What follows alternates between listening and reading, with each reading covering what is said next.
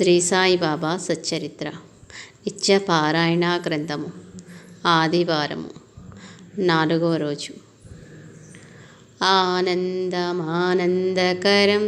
ప్రసన్నం జ్ఞానస్వరూపం నిజబోధయుక్తం యోగీంద్రమీజ్యం భవరోగవైద్యం శ్రీ సద్గురుం నిత్యమహం నమామి. సదా కల్పవృక్షస్య తస్యాదిమూలే భవద్భావబుద్ధ్యా సపర్యాది సేవాం ఋణాం కురుతాం భుక్తిముక్తిప్రదంతం నమామీశ్వరం సద్గురుం సాయినాథం. ఒంటరి తిండి. ప్రతి ఆదివారము నాడును షిరిడీలో సంత అనేది జరుగుతుంది. ఆ రోజున షిరిడీవాసులు యాత్రికులను మాత్రమే గాక సంతకై వచ్చు పరిసర గ్రామీణంలోని అనేక మంది కూడా ద్వారకామాయికి వచ్చిచుండుటచే శ్రీ సాయిబాబా వారి దర్బారు భక్తులతో కిటకిటలాడుచూ ఉండేటిది. ఒక ఆదివారం నాటి దర్బారులో హేమాది పంతు బాబాకు పాదములొత్తుచున్నాడు. భక్తుల కోలాహలం అధికముగా ఉన్నది. ఇంతలో శ్యామ, హేమాది పంతు, నీ చొక్కాకు శనగలు అంటినవేమిటి అని అతని చొక్కా చేతులతో తట్టగా అందుండి శనగలు రాలినవి. అందులకు ఆశ్చర్యపడుచూనే హేమాది పంత్ తన చొక్కా ఎడమ చేతి ముందు భాగంను చాచగా అందుండి మరిన్ని శనగలు పడినవి. దానితో ఆశ్చర్యపోవుట హేమాది పంతు వంతును రాలిన శనగలను ఏరుకుని తినుచూ నవ్వుకొనుట దర్బారు సభ్యుల వంతును అయినది. ఈ తంతుపై వ్యాఖ్యానించుచు బాబా హేమాది పంతునకు తాను ఒంటరిగా తిను దుర్గుణము ఒకటి ఉన్నది, అందుకు ఈ శనగలే సాక్ష్యము అనినారు. బాబా అట్లు అనుటతో హేమాద్కి బాధ కలిగి, సాయి, నేను ఈనాడును ఒంటరిగా తిని ఎరుగను. నా దగ్గర ఉన్నవారికి పెట్టకుండా నేనెప్పుడూ ఏదియూ తినలేదు. నీవు ఎరుగవా అనినాడు. అందులకు బాబా, నిజమే, దగ్గర ఎవరైనా ఉన్నచో పెట్టెదవు, ఎవరునూ లేనప్పుడు నీవు మాత్రము ఏమి చేతువు? కానీ నేను నిత్యము నీతోడునే ఉందునని నమ్మెదవు గదా, కనీసము నన్నైనను స్మరింతువా, లేక నాకు కూడా నివేదింపకనే భుజింతువా అని అడిగినారు. దానితో హేమాది పంత్ తడబడినాడు. జనము మరలా నవ్వుకొనినారు. నిజమునకి ఇది బాబా నలుగురికి ఉపదేశించిన దివ్యోపదేశమే గాని నవ్వుకోవలసిన విషయము కాదు. దేవునకు అర్పించినదే దేనిని స్వీకరించరాదు. ఈ రద్దీ ప్రపంచమునందు మానవునికి ఏకాంతము లభించుటయే అరుదు. ఏదియో ఒక లంపటము లేకుండా కొన్ని క్షణములైనను జీవించుట ఇంకనూ అరుదు. ఇట్టి సమయములో దైవస్మరణ అవకాశము ఉండదనియే ఎందరెందరో ఏకాంతమునకై కాంతారములు పట్టిపోవుచున్నారు. అట్టిది మనకింత ఏకాంతము లభించినప్పుడైనను భగవన్నామస్మరణ చేయలేకపోవుట ఇంత దురదృష్టము. సంసారమైన లంపటములెప్పుడునూ ఉన్నవే, కనీసము ఒంటరిగానున్న ఒకంతసేపైనను గురునో పరునో జ్ఞానింపరాదా అనున్నదే ఇచ్చట బాబా ఉపదేశము.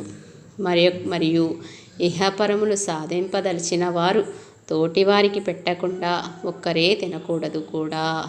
ఎవరునూ లేనప్పుడును ఒంటరిగా ఉన్నప్పుడును కూడా గురుదేవులకు నివేదింపనిదే ఏదియునూ తినరాదు. అందువల్లనే భగవద్గీతయందు శ్రీకృష్ణ పరమాత్మ ఇట్లనినాడు, యజ్ఞశిష్టాసనంతో ముచ్యేంత సర్వవిషయే భుజ్యతే త్వగం పాపయే వచన్యాత్మా కారణాత్. యజ్ఞము అంటే భగవత్ తర్పణము. యజ్ఞము చేసి శేషాహారమును భుజించు సజ్జనులు సమస్త పాపముల నుండి విముక్తులగుచున్నారు. అట్లు కాక ఎవరు తమ కొరకే తింటున్నారో వారు పాపమును తినువారే అగుదురు అని ఘంటాపదముగా చెప్పియున్నారు. ఆ విషయముననే శ్రీ సాయిబాబా హేమాడ్ పంత్ను కారణముగా చేసి తన దర్బారులోని వారందరికీ ఉపదేశించినారు. ఈ విషయమై కృష్ణ కుచేలుల కథను పరిశీలించదముగాక. కృష్ణ కుచేల. కృష్ణుడును కుచేలుడును సాందీపుని వద్ద కలిసి చదువుకునిన ఆబాల్యమిత్రులు. ఒకనాడు గురుపత్ని కుచేలునకు కొన్ని అటుకులను ఇచ్చి కృష్ణునితో అడవికి పోయి కట్టెలు తెమ్మనెనది. మిత్రులు అడవికి చేరినారు. కృష్ణుడు కుచేల దాహముగానున్నదయ్యా అనగా కుచేలుడు పరగడుపున నీరు త్రాగుట మంచిది కాదని వారించినాడే గాని గురుపత్ని ఇచ్చిన అటుకుల విషయము ఎత్తలేదు. కొంతసేపటికి కృష్ణుడు అలసినట్లుగా మిత్రుని తొడపై తలపెట్టుకుని గుర్రు పెట్టి నిద్రపోసాగినాడు. అదే అదునుగా కుచేలుడు గురుపత్ని ఇచ్చిన అటుకుల మూటను విప్పి తినసాగినాడు. నిద్రలో నుండియే నీలమేఘశ్యాముడు నేస్తమా ఏమిటి తినుచున్నావు అని అడిగాను. కుచేలుడు కంగారుపడి తినుటకు ఏమున్నది మన్ను చలికి వణుకు పుట్టి దంతములు కొట్టుకునుచున్నవి. ఆ ధ్వనియే ఏదో తినుచున్నట్లుగా నీకు వినబడుచున్నది కాబోలు అని బొంకినాడు. సికిపించమౌళి చిరునవ్వు మోముతో అవునవును నాకు పెట్టనిదే నీవేదియూ తినువుగదా, కానీ నాకు ఒక కల వచ్చినది. ఇద్దరు మిత్రులు ఆహారము ఒకరి వద్ద ఉండగా వాడు మిత్రునికి పెట్టకనే తినుచున్నాడు. ఏమి తినుచున్నావనగా తినుటకు ఏమున్నది మట్టి అని అబద్ధము ఆడినాడు. రెండవవాడు అట్లే అగుగాక అని దీవించినాడు. వాడు దొంగమిత్రుడు. కానీ నీవు మంచి మిత్రుడువు కుచేల, నావి నాకు పెట్టనిదే నీవు తినలేవు కదా అనినాడు.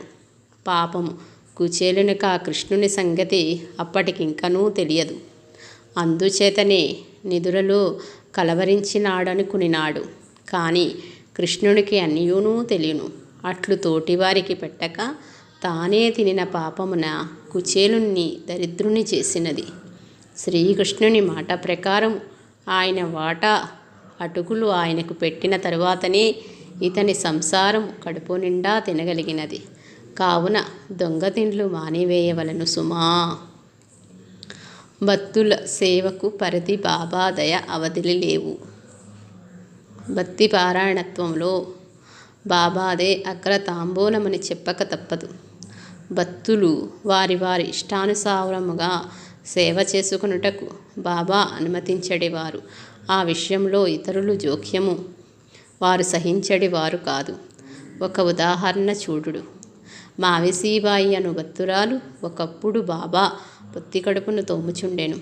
ఆ సమయమునందు ఆమె ప్రయోగించు బలమునకు ఇతర భక్తులు ఆతృతపడి కొంచెము మెల్లగా తోముము, లేనిచో నీ బలమునకు బాబా ప్రేములు బయటకి వచ్చినట్లున్నవి అని హెచ్చరించిరి. దానితో బాబాకు ఎనలేని కోపం వచ్చినది. కన్నులు ఎర్రజేసి సటకా చివరన 2 చేతులతో పట్టుకుని తన పొత్తి కడుపులోనికి గుచ్చుకునిరి. పిదప పిడిని మసీదులోని స్తంభమునకు ఆనించి అదుముకొనసాగిరి. దానితో సటకా అంతయు బాబా పొత్తి కడుపులోనికి దిగపడిపోవునట్లుగా ఉండెను. అది చూసి అందరూ భయభ్రాంతులు అయిరే గాని బాబాకు ఎవరూ ఎదురు చెప్పలేకపోయిరి. బాబాకు ఇంత ఆగ్రహము కలుగుటకు గల కారణము ఒక్కటే. భక్తురాలు తనకిష్టము వచ్చినట్లు సేవ చేసుకొనుచుండగా ఇతరులు ఆమెను వాదించుటయే సరియే. భక్తులు అదృష్టము వలన తామన్న మాటలకు ఇతరులు పశ్చాత్తాపడుటతో బాబా కోపము మాని శాంతము వహించిరి. భక్తులు సేవా పారవస్యముతో తన గొంతు నులిమినను సంతోషమే కాని ఇతర భక్తులు నోరెత్తినచో సహించని కరుణామూర్తి బాబా. భక్తుల నిమిత్తమై ప్రాణములను ఖాతరు చేయని సాయి కంటే సద్గురులు ఎవరు, సమర్థులు ఎవరు, సర్వేశ్వరుడు ఎవరు? కావున మనమందరమును ఆయన యందు భక్తియుక్తులమై ఉండెదముగాక. సేవలు, నియమములు, అష్టాంగ యోగములతో బాబాకు పనిలేదు. ఆయన కృపామృతము అనుభవించుటకు భక్తి ఒక్కటే ఏకైక మార్గము. అన్నా మావిసీబాయిల తగాద. అన్నా చించినీకర్ అను మోటుభద్రుడు ఒకడు కలడు. కాని వాని హృదయము మంచిదగుట చేతను, ఎట్టి కుత్సితము లేనివాడు అగుట చేతను బాబా అతనిని తన దర్బారునందు ఉంచుటకు అనుమతించెను. ఒకనాడు ఆ చించినీకరు బాబా యొక్క ఎడమ చేయిని ఒత్తుచుండెను. అదే సమయమున పై కథయందు చెప్పబడిన మావిసీబాయి అను ముసలి భక్తురాలు బాబా నడుమును, మొలను, వీపును, చేతి వేళ్లను అల్లి నొక్కుచుండెను. ఆ సేవలో మావిసీబాయి ముఖము కిందకి మీదకి అగుచుండెను. ఒక్కసారి ఆమె అన్నా ముఖమునకు చేరువగా పోయెను. ఆమె హాస్యనైజము కలది అగుటచే, ఓహు, ఈ అన్నాయ్ ఇంత ముసలివాడయ్యను నన్ను ముద్దాడుటకు ప్రయత్నించుచున్నాడు అని ఆరోపించినది. ఇంకేమున్నది, అసలే ముక్కుసూటి మనిషి అగు అన్న మావిసీబాయితో గొడవకు దిగినాడు. ఆ గొడవ త్వసంట అనగా త్వసంట అను వరకు పెరిగినది. దర్బారులోనున్న వారందరూ ఈ ముసలివాళ్ల గొడవకు నవ్వుకొనుచున్నారు. ఇంతలో బాబా కలగజేసుకుని, ఇక మీరు మీ యుద్ధమును ఆపుడు, ఏలరగడా బిడ్డ తల్లిని ముద్దుగోరుటలో అనౌచిత్యము ఏమున్నది అని చెప్పుటతో ఆ వృద్ధ భక్తులను, దర్బారులోని ఇతర భక్తులను సంతుష్టులైరి. బాబా చమత్కారముగా మధ్యవర్తిత్వము జరిపినందులకు అందరూ ఆనందించిరి. కలరా. ఒకప్పుడు షిరిడీలో కలరా రోగము భయంకరముగా వ్యాపించుచుండెను. కలరా నిర్మూలనకై పంచాయతీ వారు సభ తీర్చి, 1 కట్టెల బండను గ్రామంలోనికి రానియరాదనియు, 2 గ్రామంలో మేకలను కోయరాదనియు నియమములను ఉంచిరి. సరిగా అదే సమయమునకు ఒక కట్టెల బండిని ఊరిలోకి వచ్చిచుండగా ప్రజలు దాన్ని రానియకుండా ప్రయత్నించుచుండిరి. ఊరిలో వారికి కట్టెలు అవసరము కలదు, కానీ కలరా భయము కూడా కలదు కదా. అందుకు ఇదంతయును చూచిన బాబా ఆ కట్టెల బండిని తన మసీదునకు తోలించుకుని పోయిరి. బాబాను కాదనుటకు ఎవరికినీ ధైర్యము చాలలేదు. బాబా దునిని వెలిగించి ఉంచుటచే ఆయనకు కట్టెలు నిల్వయించుట అవసరము కదా. బాబా వద్ద కట్టెలున్నవనిచో అందరి వద్దనూ ఉన్నట్లే. ఎవరికి కావలసినవి వారు తీసుకుని పోయేడివారు. బాబా ఏనాడునూ కాదని అడ్డు చెప్పేడివారు కాదు. ఇట్లుండగానే ఎవరో మసీదుకొక మేకను తెచ్చిరి. అసలే అది దుర్బలముగా ఉన్నది, పైగా ముసలది కూడా అగుటచే ఈ క్షణమో మరుక్షణమో మరణించుటకు సిద్ధముగా ఉన్నది. అప్పుడక్కడ మాలేగాం ఫకీర్ ఫిర్ మహ్మద్ ఉరఫ్ బడే బాబా ఉన్నాడు. బడే బాబా అనినచో సాయిబాబాకు మిక్కిలి ఇష్టమని ప్రతీతి. ఆ చనుము వలన బాబా ఆ మేకను నరికివేయమని బడే బాబాకు చెప్పినారు. అనవసరముగా దానిని చంపుట ఎందులకు అని ఆయన సాయిబాబా మాటను తప్పించెను. అప్పుడు బాబా ఆ పనిని శ్యామకు చెప్పెను. శ్యామ రాధాకృష్ణ మా ఇంటికి పోయి కత్తిని తెచ్చెను. ఇంతలోనే ఆ కత్తి ఎందుకు తీసుకోబోబడినదో తెలుసుకుని రాధాకృష్ణమాయి రివ్వున మసీదుకు వచ్చి ఆ కత్తిని లాగుకుని పోయినది. ఇంకొక కత్తి కొరకై శ్యామ వాడాకు పోయెను. ఈ లోపల బాబా కాకాసాహెబ్ దీక్షిత్ని ఆజ్ఞాపించిరి. అతడు వెనువెంటనే ఒక కత్తిని తెచ్చి మేకను నరుకుటకు తయారయ్యెను.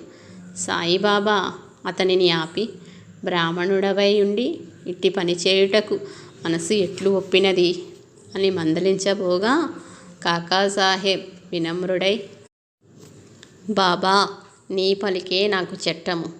నా స్మృతియును స్మరణమును నీవే. నీ ఆజ్ఞ పాటించుటయే గాని అందలి ఉచితానుచితములతో నాకు నిమిత్తము లేదు అని పలికెను. అంతటా బాబా ప్రసన్నులై మేకను తానే చంపెదనని చెప్పి దానిని తకియా వద్దకు తీసుకుని పోవుచుండగా మార్గము మధ్యననే ఆ మేక మరణించినది. ఇందు మనకు ఒక ముఖ్య విషయము తెలియచున్నది. అది శిష్యుల్లోని రకములు. శిష్యులు 3 విధములు. 1. గురువుగారి మనోభావములను గ్రహించి దానిని గురువుగారి ఆజ్ఞాపించుటకు పూర్వమునే నెరవేర్చువారు ఉత్తములు. 2. గురువు ఆజ్ఞాపించిన దానిని తూచా తప్పక నెరవేర్చువారు మధ్యమములు. 3. గురువు చెప్పిన దానిలో ఉచితానుచితములు నించుచు తమ చేతనైన కొలది చేయుచు గురువు ఆజ్ఞను అసంపూర్ణముగా చేయువారు. వీరు సాధారణులు. గురువు పట్ల పూర్ణ విశ్వాసము, ఓర్మి, బుద్ధి కుశలత, కార్యాచరణమునందు చురుకుదనము, ఇతర సాధనములను చక్కగా అలవడినప్పుడే శిష్యులు ఉత్తరోత్తరోపదేశములకు అర్హులై తరించెదరు. పాదుకా వృత్తాంతము. శ్రీ అక్కుల్కోట్కర్ మహారాజు వారి భక్తులలో ఒకరైన బాయి కృష్ణాజీ ఆలీబాగ్కర్ ఒకనాడు అక్కుల్కోటకు పోవలనని అచ్చట మహారాజు వారి పాదుకలను దర్శించి పూజించవలననియూ అనుకునెను. కానీ అతను అక్కుల్కోటకు బయలుదేరుటకు ముందే శ్రీ మహారాజు వారు అతనికి స్వప్నములో కనిపించి, నాయనా, ప్రస్తుతము నేను షిరిడీయందే ఉన్నాను. నా కొరకు అక్కుల్కోటకు రావలసిన పని లేదు. షిరిడీకి పోయి నీవు చేయదలుచుకునిన పూజలన్నీయూ అక్కడే చేయుము అని ఆజ్ఞాపించినారు. అందుచే ఆ భక్తుడు షిరిడీకి వచ్చి అక్కడున్న శ్రీ సాయిబాబాను పూజించెను. మరియు ఈ చమత్కార సంఘటనకు గుర్తుగా శ్రీవారి పాదుకలను షిరిడీలో ప్రతిష్ఠించవలనని ఆలోచించెను. ఇతర మిత్రులతో సంప్రదించగా తొలిదులుతగా బాబా కుర్రవాని రూపంలో కనిపించిన వేప చెట్టు దిగువకే ఆ పాదుకలను ప్రతిష్ఠించవలనని నిర్ణయించిరి. వెంటనే పాదుకల నమూనాను సిద్ధపరిచి ఖండోబా మందిరమందున్న శ్రీ ఉపాసనీ బాబాకు చూపించగా ఆయన అందు కొన్ని మార్పులను చెప్పి శ్రీ సాయిబాబా యొక్క యోగశక్తిని, వేప చెట్టు యొక్క ఔన్నిత్యమును తెలుపునట్లు ఇలా చెప్పినారు. సదా నింబ వృక్షస్య మూలాదివాసాత్ సుధాశ్రావిణం దిక్తమప్య ప్రియంతం తరుం కల్పవృక్షాదికం సాధయంతం నమామీశ్వరం సద్గురుం సాయినాథం అను శ్లోకమును వ్రాసి ఇచ్చి దానిని కూడా చెక్కింపవలసినదిగా ఆజ్ఞాపించిరి. అనంతరము ఆ పాదుకా ప్రతిష్ఠాపనకు అనుమతి నిమిత్తమై బాబాను ప్రార్థింపగా దానిని శ్రావణ పౌర్ణమి నాడు ప్రతిష్ఠించవలసినదిగా ఆజ్ఞాపించినారు. శ్రీ సాయిబాబా ఆజ్ఞ ప్రకారం బొంబాయిలో పాదుకలను తయారు చేయించి తెచ్చి గొప్ప ఊరేగింపుతో ఆ పాదుకలను ప్రతిష్ఠించుట జరిగినది. నేటికి ఆ పాదుకలను ఉపాసనీ బాబా రాసి ఇచ్చిన శ్లోకమును షిరిడీలోని వేప చెట్టు కింద నిత్య పూజలు అందుకునుచున్నవి. హరిశ్చంద్ర పితాడే. బొంబాయి నివాసియగు హరిశ్చంద్ర పితాడేకు మూర్ఛరోగముతో బాధపడుచున్న కొడుకు గలడు. ఎన్ని రకముల ఆయుర్వేద అల్లోపతి వైద్యములు చేయించినను ఆ బాలునకు రోగము నయము కాలేదు. ఆశ వదులుకుని సమయమునకు బాబా మహిమలు అతని చెవిన పడినవి. తక్షణమే భార్యాపుత్ర సమేతముగా షిరిడీ వెళ్ళి సాయిబాబాను ఆశ్రయించాను. బాబా అనుగ్రహముచే పితడే కుమారునికి వ్యాధి కుదిరినది. పితడే ఆనందించి అందరికీ మిఠాయి పంచిపెట్టెను. బాబాకు పండ్లు తాంబూలం ఇచ్చెను. ఇతడే తిరిగి బొంబాయికి బయలుదేరుచుండగా బాబా అతనిని పిలిచి ఊదీ ప్రసాదమును 3 రూపాయలను ఇచ్చి ఆశీర్వదించుచు, నాయనా, నీకు గతములో 2 రూపాయలు ఇచ్చినాను. ఇప్పుడు 3 రూపాయలు ఇచ్చుచున్నాను.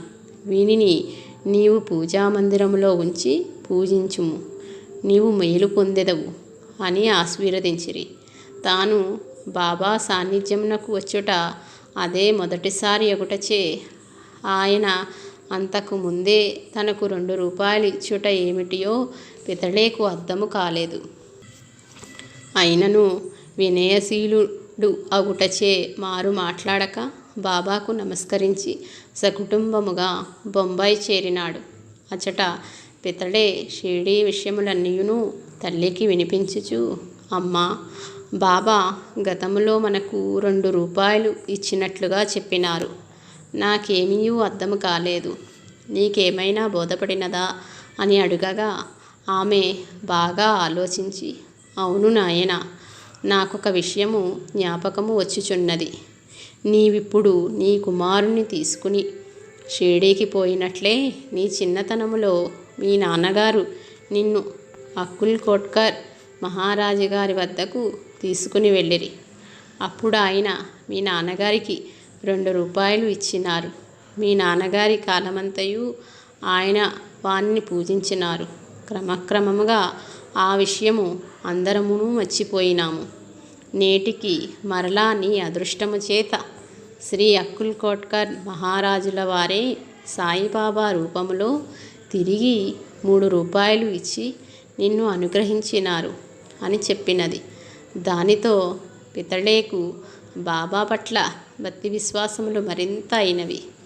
మరియు ఈ కథ ద్వారా మనకు శ్రీ సాయిబాబా శ్రీ గురుదత్తాత్రేయుల వారి అవతార పరంపరములోని అక్కుల్ కోట్కర్ మహారాజు గారి అవతారమే అనున్నది కూడా స్పష్టమగుచున్నది కదా. ఇట్లే శ్రీ సాయి అవతార నిరూపణకు సంబంధించి ఒక ఘట్టమును కూడా పరిశీలించదము గాక. ఆత్మహత్యా దోషము. పూనా నివాసియగు గోపాలనారాయణ అంబాడేకర్ జీవితంలో ఎన్నో కష్టములను అనుభవించినాడు. అయినను ప్రతి ఏటా షిరిడీకి వెళ్ళి బాబాకు తన బాధలను చెప్పుకొనుట, బాబా విని ఊకొట్టుట జరుగుచూనే ఉన్నవి. 7 ఏండ్లు గడిచినవి. 1916లో అంబాడేకర్ పరిస్థితి మరింత అధ్వాన్నముగా తయారగుటచే తట్టుకొనలేక షిరిడీలోనే ఆత్మహత్య చేసుకోవాలని అనుకొనెను. ఆ రాత్రికే నూతిలో దుమికి చనిపోవాలని నిశ్చయించుకొనెను. అతని నిశ్చయమును గ్రహించిన బాబా మరియొక చమత్కారమును నడిపినారు.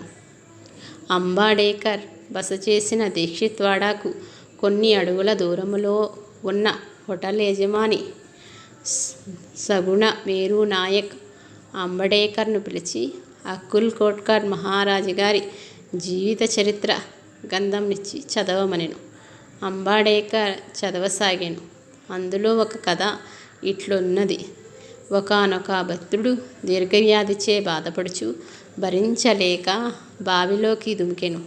వెంటనే అక్కుల్ కోట్కర్ మహారాజు గారు వచ్చి అతనిని బావిలో నుండి తీసి కాపాడి, భక్తుడా, పూర్వజన్మలోని పుణ్యపాపమును అనుభవించక తీరదు.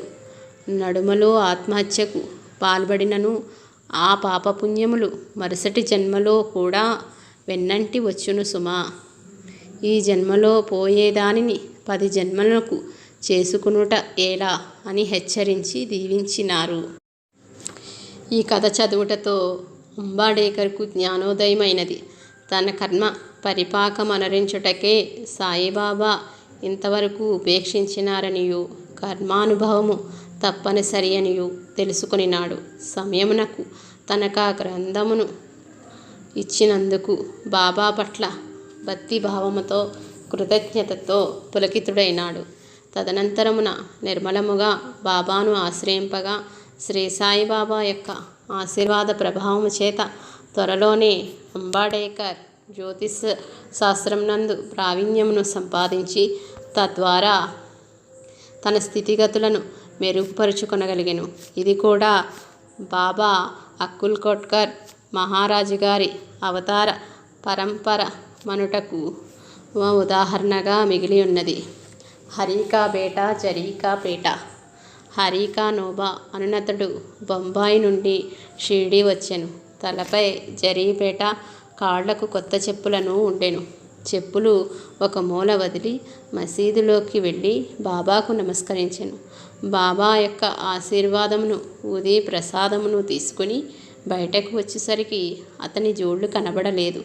ఎంత వెతికినను దొరకలేదు. చికాకు పడుచూనే బస్సుకు వచ్చి స్నాన భోజనాధికములు ముగించుకునెను. కానీ మనసంతయు చెప్పులపైనే ఉన్నది. చేతులు కడుక్కొనుటకు బయటకు రాగా వీధిలోని ఒక కుర్రవాడు హరేకా బేటా, జరీకా పేట అని అరుచుచున్నాడు. అతని చేతిలో ఒక కర్ర ఉన్నది. దానికి కొత్త చెప్పుల జత కట్టి ఉన్నది. ఇంతలో ఎవరో కుర్రవాణిని వివరం అడగగా ఇట్లు అర్వమని బాబా చెప్పినారు. ఎవరైనా ఈ జోళ్ళు తమవేనంటే అతని పేరు హరి, తండ్రి పేరు కానోబా, తలపై జరీపేట ఉంటుంది అని ఆ వివరములన్నీ తెలుసుకుని అతనికి మాత్రమే ఇయ్యమన్నారు అని చెప్పాడు. హరికానోబా ఆ కుర్రవాణి వద్దకు పోయి తన వివరములన్నీ చెప్పి జోళ్ళు తెచ్చుకునినాడు. కానీ అతనికి ఆశ్చర్యం మాత్రము వదలలేదు. తన పేరు హరి అనియు, తండ్రి పేరు కానోబా అనియు, ఆ చెప్పులు తనవనియు బాబాకి ఎట్లు తెలియనో బోధపడలేదు. ఒక వైద్యుడు ఒకసారి ఒక మమాలత్దార్ తన మిత్రుడగు ఒక వైద్యుని తనతో బాటుగా షిరిడీకి వచ్చి బాబాను దర్శించమనెను. కానీ ఆ వైద్యుడు తాను శ్రీరామభద్రుడొకటచే షిరిడీలోని మహమ్మదీయ బాబాకు నమస్కరించనెను. అందులకు మమలతాదార్ నవ్వి, నేస్తమా, షిరిడీలోని నమస్కారములకై ఆశపడువారు గాని నీపై ఒత్తిడి చేయువారు గాని ఎవ్వరునూ లేరు. నీవు యథేచ్ఛగా ఉండవచ్చును అని చెప్పగా వైద్యుడు షిరిడీకి వచ్చాను. ఆ మిత్రులిరువురును బాబాను దర్శించుటకై ద్వారకామై పోయిరి. చిత్రమేమనగా బాబాకు నమస్కరించనని చెప్పిన వైద్యుడే అందరికంటే ముందుగా శ్రీసాయి బాబాకు ప్రణమిల్లినాడు. అంత తోటివారందరూ అట్లు చేయుటకు కారణమేమని అతనిని ప్రశ్నించగా ఆ వైద్యుడు, అయ్యా, ఆ గద్దెపై బాబాకు బదులు నా ఇష్టదైవమగు శ్రీరామచంద్రుడు కనిపించుటచే నమస్కరించి తిని అని పలికెను. అందరూ అటు చూడగా వారి కంటికి బాబాయే కనిపించెను. ఈ చమత్కారమునకు చకితుడైన ఆ డాక్టర్, ఈ బాబా మహమ్మదీయుడు కాదు, మహాయోగ సంపన్నుడు అని పలికి బాబా తనను ఆశీర్వదించు వరకు మసీదుకు పోనని మనసులోనే ప్రతిజ్ఞ చేసుకుని తన బసయందే ఉండిపోయెను. కానీ ఆ 4వ నాడే డాక్టర్ గారి మరియొక మిత్రుడు షిరిడీ వచ్చి బలవంతం చేయుటచే తన ప్రతిజ్ఞను విరమించుకుని మసీదునకు వెళ్ళక తప్పలేదు. అతనిని చూడగానే బాబా, ఏమి, ఈ వైద్యుడిని ఎవరైనాను ఆహ్వానించినారా అని ప్రశ్నించగా తన మనస్సును పసిగట్టిన బాబా మహత్యమునకు అబ్బురపడి పునః పునః సాయి చరణములకు ప్రణమిల్లినాడు. ఆ రాత్రే బాబా వైద్యునకు స్వప్న సాక్షాత్కారము నొసంగి ఆశీస్సులు అందించిరి. అది మొదలు బాబా పట్ల ఆ డాక్టరు ఎంతయో భక్తి ప్రవృత్తులు కలవాడు అయ్యను. సమారాధనలో చమత్కారము. దహంలో మమల్తాదారుగానున్న బేబీ దేవిగారి తల్లి ఏవియో 25-30 నోములు నోచినది. అన్నిటినీ కలిపి ఒకేసారి ఉద్యాపన చేయుటకు గాను దరిదాపు 200 మంది బ్రాహ్మణులకు భోజనం పెట్టవలసి ఉండెను. ఆ సందర్భముగా జరుగు సమారాధనకు బాబా రావలనని, లేనిచో తనకు అసంతృప్తిగా ఉండుననియు దేవ్ గారు జోగ్ గారికి ఒక ఉత్తరము వ్రాసినారు.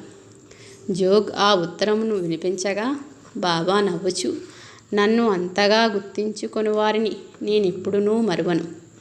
నీవును, నేనును, మరి ఒకరును, మొత్తము ముగ్గురము ఆ సమారాధనకు వచ్చేదమని వ్రాయుము అని ఆదేశించిరి.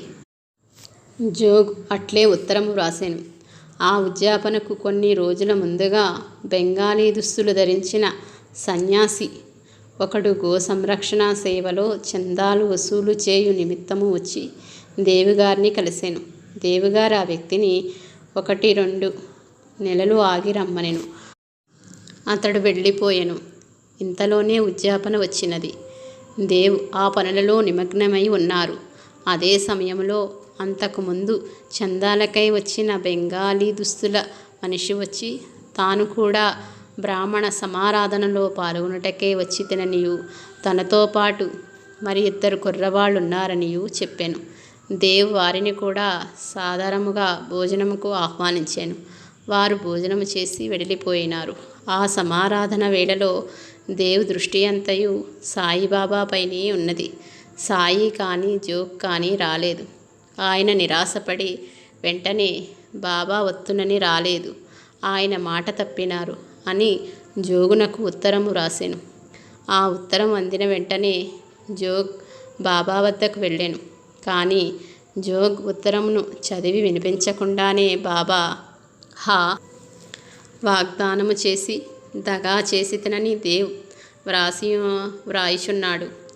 అమాయకుడు, నా మాట నిలుపుకొనుటకు నా ప్రాణములైనను వదిలెదను. కానీ బెంగాలీ దుస్తులతో రాగానే చందాలకై వచ్చినాననుకున్నాడు.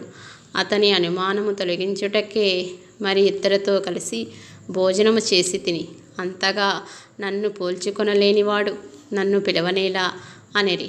అది వినగానే జోగ్ ఆనందముగా దేవ్కు ఉత్తరము రాసెను. దాన్ని చదువుకొని దేవ్కు కంట ఆనందాశ్రుతులు దొర్లినవి. కాప్టెన్ హాటే ఆనపకాయ సీద. బాబా పట్ల అతి మిక్కిలి భక్తులలో ఒకడైన కాప్టెన్ హాటే బీకానేరులో ఉండేవాడు. ఒకనాడు ఆనపకాయ కూర చేసి సీదాను దక్షిణను బాబాకు అర్పించినట్లుగా కలవచ్చి అంతలోనే మెలకు వచ్చినది. స్వప్నమునందు బాబాకు అర్పింపదలిచిన వాటిని ప్రత్యక్షముగానే అందింపదలచి హాటే తన మిత్రునకొక 12 రూపాయలు మనీ ఆర్డర్ చేసి అందులో 2 రూపాయలు సీదా చేయి వస్తువులను ఆనపకాయను కొని కూర చేయమనియు 10 రూపాయలు బాబాకు దక్షిణగా సమర్పించమనియు రాసెను.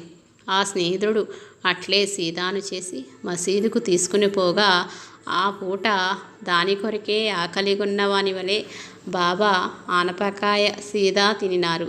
మిత్రుడి సంగతి ఉత్తరము ద్వారా తెలుపగా హాటే ఆనందించెను. పావనము చేసిన రూపాయి. మరి ఒకసారి హాటే బాబాచే పావనమనుచబడిన రూపాయిని తన ఇంట ఉంచుకొనవలననిపించెను. షిర్డీకి పోవుచున్న ఒక మిత్రుని ద్వారా 1 రూపాయిని పంపెను. ఆ మిత్రుడు షిర్డీలో సాయిని దర్శించి తన దక్షిణను సమర్పించగా బాబా దానిని జేబులో వేసుకునినారు. పిదప హాటే ఇచ్చిన రూపాయి నీయగా దానివైపు బాగా చూసి కుడి చేతి బటనవేలితో పైకి ఎగరవేసి ఆడి ఆ ఆగంతుకుని వైపు చూచుచూ, దీని యజమానికి ఊదీ ప్రసాదములతో కలిపి ఇచ్చివేయుము, నాకేమీయూ అక్కరలేదు, అతన్ని శాంతముగాను సంతోషముగాను ఉండమని చెప్పుము అని చెప్పి పంపించి వేసినారు. ఈ వార్త విని బాబాచే పావనమనుచబడిన ఆ రూపాయి పొంది హాటే ఎంతో సంతోషించెను. భక్తులకు భగవంతుడే సేవకుడు. దాదాసాహెబ్ కాపర్డే గారి భార్య తాను షిర్డీలో ఉన్నన్ని నాడును ప్రతిరోజు మధ్యాహ్నము 12 గంటలకల్లా మసీదుకు స్వయముగా నివేదన తెచ్చెడిది. దానిని బాబా ఆమోదించిన పిమ్మటనే ఆమె భోజనము చేసేది. ఒకనాటి మధ్యాహ్నము ఆ భక్తురాలు బాబా కాళ్ల వద్ద కూర్చుని ఆయన పాదములను ఒత్తసాగినది. బాబా సహజ సుందరముగా నవ్వుచు తనకు పాదసేవ చేయుచున్న ఆమె చేతులను ఒత్తసాగినారు. ఈ అపూర్వ దృశ్యమును చూసి అచ్చటి వారందరూ ఆశ్చర్యపడుచుండగా, శ్యామ, బాగున్నది, చాలా బాగున్నది, భక్తురాలును భగవంతుడును ఒకరినొకరు సేవించుకునుట మహాబాగుగా ఉన్నదని ప్రశంసించినాడు. సత్యమే కదా, భక్తుడు భగవంతుడికి ఎట్లు దాసుడో భగవంతుడు కూడా భక్తులకు అట్లే దాసుడగును. అందులకే కదా భగవద్గీత యందు శ్రీకృష్ణుడు ఎవరు నన్ను ఏ విధముగా ఆరాధింతురో వారిని నేను అదే విధముగా అనుగ్రహించెదను అని చెప్పి ఉన్నాడు. అసలు కృష్ణ అనగా తనను సేవించు వారిని తాను సేవించువాడు అని అర్థమట. అందువల్లనే పరమాత్మ శబ్దమాయనకు ఉత్తర పదమై కృష్ణ పరమాత్మగా వాసికెక్కినాడు. అలనాడు తన పాదములత్తు శ్రీమతి కాబట్టే చేతుల నొత్తినటులే సర్వం సహయజమాని అయ్యును తనను సేవించు భక్తులకు తానే సేవకుడగు శ్రీసాయి కృష్ణుడు మమ్ము సర్వదా సంరక్షించుగాక. సాటే కదా హరిని నాయక సాటే అనువాడు బ్రతికిచెడి బాబా ఆశ్రమంనకే షిరిడీ చేరినాడు. అచట ఒక వారము రోజులలోనే గురు చరిత్ర పారాయణము చేయగా కడపటి రాత్రి సాయిబాబా గురుచరిత్రను బోధించినట్లుగా కలగనినాడు. ఆ స్వప్నము గురించి కాకాసాహెబ్కు తెలుపగా ఆనాటి దర్బారులో కాకాసాహెబ్ స్వప్నభావము చెప్పవలసినదిగా బాబాను కోరెను. ఇంకొక వారము పారాయణము చేసినచో మేలు కలుగునని బాబా చెప్పినారు. సరిగా అదే సమయమునకు బాబా పాదములను ఒత్తుచున్న హేమాది పంతు ఈ సంభాషణ విని సాటే ఒక వారము పారాయణముతోనే బాబా యొక్క స్వప్న సాక్షాత్కారమును పొందినాడు. నేను 40 సంవత్సరములుగా పారాయణం చేయుచున్నాను. అట్టి ఫలితములు పొందలేకపోతిని. అతడు షిరిడీలో 7 రోజులు ఉన్నంత మాత్రమునే బాబా అతనిని అనుగ్రహించినాడు. 7 సంవత్సరములుగా నేను ఇందేయుండి సేవ చేయుచున్నను, నన్నెప్పుడునూ ఇట్లు అనుగ్రహించలేదు కదా అని మనసుని యందు నొచ్చుకునినాడు. సాయిబాబా అతని అంతరంగమును పసిగట్టినారు. వెంటనే అతనిని శ్యామ వద్దకు పోయి అతనితో ఏదైనా మాటలాడిరమ్మని పంపించి వేసినారు. హేమాపంత్ శ్యామ ఇంటికి వెళ్ళి బాబా ఆజ్ఞను తెలిపినాడు. శ్యామ నవ్వుచూ, పల్లెటూరి వాడను, మాటలాడుటకు నా వద్ద ఏమి ఉండును? నాకు తెలిసినదల్లా ఆ సాయినాథుడే, ఆయన తప్ప ఇతరమెరుగను. నీకు అభ్యంతరము లేనిచో బాబా ఒక భక్తురాలికి చేసిన ఉపదేశం గురించి చెప్పెదనని ఈ దిగువ కథను చెప్పినాడు. రాధాబాయి కథ. ఒకప్పుడు సంగమనేరు నుండి వచ్చి రాధాబాయి అను ఒక వృద్ధురాలు బాబా వద్ద ఏదైనా ఉపదేశము పొందనిదే తిరిగి పోరాదని తలచి షిరిడీలోనే ఉండి ఉపవాస దీక్ష మొదలుపెట్టినది. 3 రోజులు గడిచినవి. వృద్ధురాలగుటచే నిరాహారము వలన నీరసించిపోయినది. అది తెలిసిన బాబా ఆమెను మసీదుకు పిలిపించి ఇట్లు చెప్పసాగినారు. అమ్మా, నీకు ఈ పట్టుదల ఎందులకు? నా ఎందు దయ ఉంచి నేను చెప్పినది శ్రద్ధగా వినుము. నేను నా గురువునకు చాలా కాలము శుశ్రూష చేసి తిని, కానీ వారు నా చెవిలో ఏ మంత్రమును ఊదలేదు. మరి నీ చెవిలో నేను ఎట్లు ఊదగలను? నేను నిత్యమును నా గురువునే చూచుచూ కూర్చొని ఉండేవాడను, వారినే ధ్యానించేవాడను. వారి సేవ తప్ప ఇతరము వెరగను. తల్లి, శిష్యు నుండి గురువు 2 వస్తువులు ఆశించును. ఒకటి శ్రద్ధ, రెండవది ఓర్పు. గురువు పట్ల శ్రద్ధ ఎంత ముఖ్యమో గురువుగారి అనుగ్రహము అవగతము చేసుకొనుటకు ఓర్పు కూడా అంతే అవసరము. తొందరపాటు పనికిరాదు. ఓర్పు సమస్త కష్టములను దుఃఖములను తొలగించును. శ్రద్ధ సాబూరి అనునవి 2 లేనిదే గురువు దయ లభించుట దుర్లభము. అమ్మా, 12 ఏళ్ళు సేవించినను నా గురువు నాకేమీయునూ చెప్పలేదు. నేనును వారిని ఏమీ అడగలేదు, ఆశించనూ లేదు. నేను వారిని చూసుచూనే ఉండేవాడను, వారు కూడా నన్ను చూచుచూనే ఉండేవారు. వారు నన్ను చూపులతోనే పెంచెడివారు. జనని, తల్లి తాబేలు ఒక ఒడ్డున ఉండును, పిల్ల తాబేలు మరి ఒక ఒడ్డున ఉండును. ఆ తాబేలు తల్లి తన బిడ్డకు పాలిచ్చుట గాని ఆహారమిచ్చుట గాని చేయదు. ఆ ఒడ్డు నుండి తన బిడ్డల మీదకి చూపులు ప్రసరించును. ఈ ఒడ్డున బిడ్డలు ఎదిరిగిపోవును. అట్లే మా గురువుగారు వారి దృష్టిని నా యందు నిలిపినారు.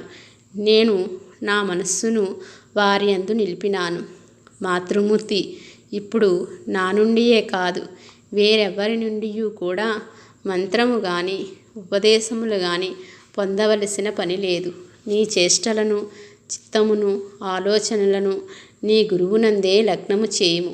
నీవు పరిపూర్ణ హృదయముతో చూసినచో గురువు కూడా అట్లే చూచును.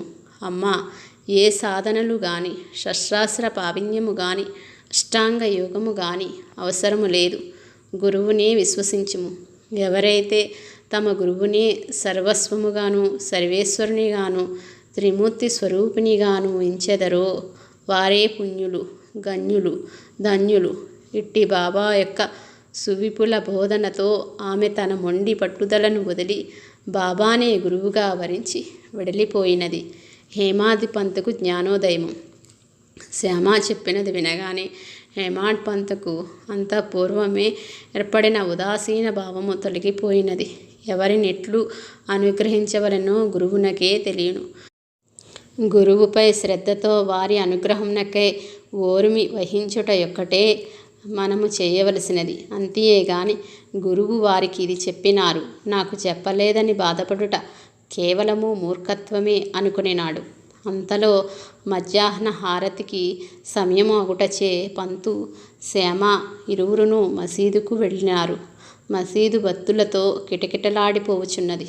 మసీదు చేరగానే బాబా హేమాడ్ పంతును పిలిచి, శ్యామతో ఏమి మాట్లాడినావు అని అడిగినారు.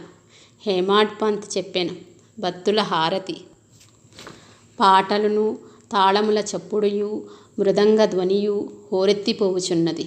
అయినను హేమాడ్ పంతునకు బాబా పలుకులను, బాబాకు హేమాది పంత్ మాటలను ఏకాంత భాషణముల వలె వినిపించుచున్నవి. బాబా హేమాడ్కు చెప్పిన పలుకులతో ఈ శీర్షికను ముగించెదముగాక. శ్రీ సాయి ప్రబోధము. బాబా ఉవాచ. నా పద్ధతి మిక్కిలి విశిష్టమైనది.